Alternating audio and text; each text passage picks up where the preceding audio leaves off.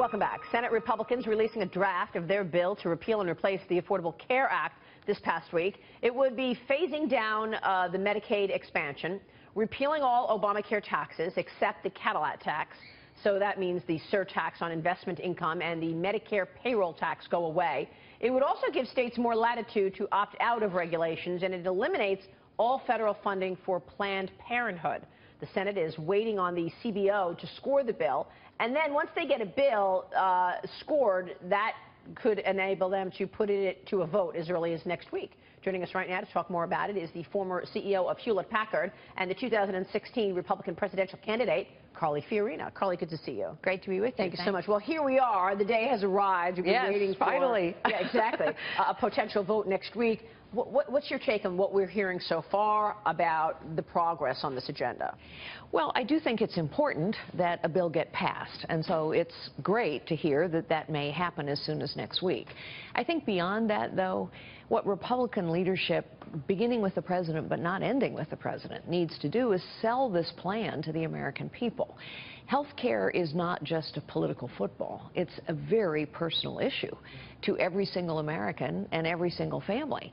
And so when Americans don't know what it means to them, obviously that's a problem. And I don't think we understand enough about what it actually means. Yeah. I actually hope that this bill is the first step in a health care reform process, not the last step. Because ultimately what has to happen is we need to restore competition to the health care market, and particularly the health insurance market. We haven't had a competitive market in decades. And we need to restore competition so that we can lower prices and improve quality. They're rolling back, they want to roll back a lot of the Obamacare taxes. One of the issues that you really campaigned on was this big government, the fact that we have such red tape and bureaucracy, and the number of rules and regulations had increased so much under President Obama.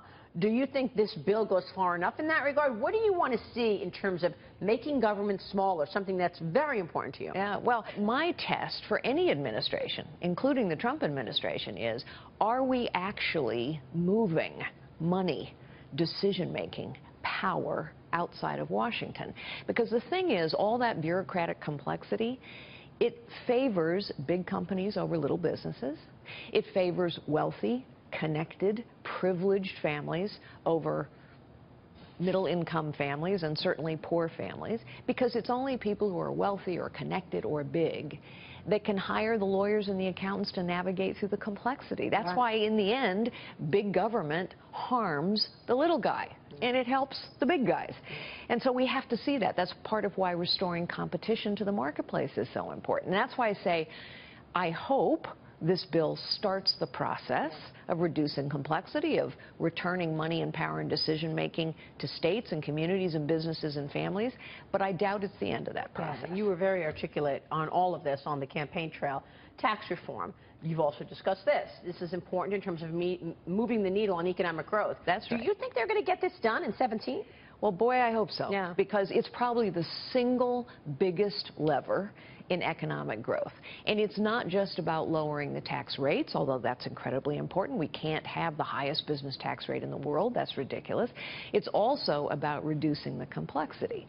A 76,000-page tax code is a drag on economic growth, but it also favors the big companies over the little businesses and favors the wealthy and the connected over the not so wealthy and the unconnected. The complexity is a killer in government. And to be fair, that complexity ratcheted up dramatically under Obama. But Washington, D.C. has been getting more powerful and more money and more complicated for decades. Yeah. Which is why the public wanted an outsider. That's right. It's why the public is saying, you know, we need something different now. Yeah, for sure. Let me ask you, they've got these big pieces of legislation to get done, and they've got no participation from the other side. Yeah. You know, the president keeps saying we won't get one vote on health care from the Democrats. We won't get any participation on tax reform. How did we come to this? I mean, we don't have. Do you think voters are going to hold Dems accountable for just obstructing? For just getting in the way, making sure that President Trump's agenda doesn't go through? Well, look, I think Democrats have been disappointed in a lot of recent elections. They were certainly disappointed in the presidential election. And Georgia this week. In all of those special elections, they were disappointed in the presidential.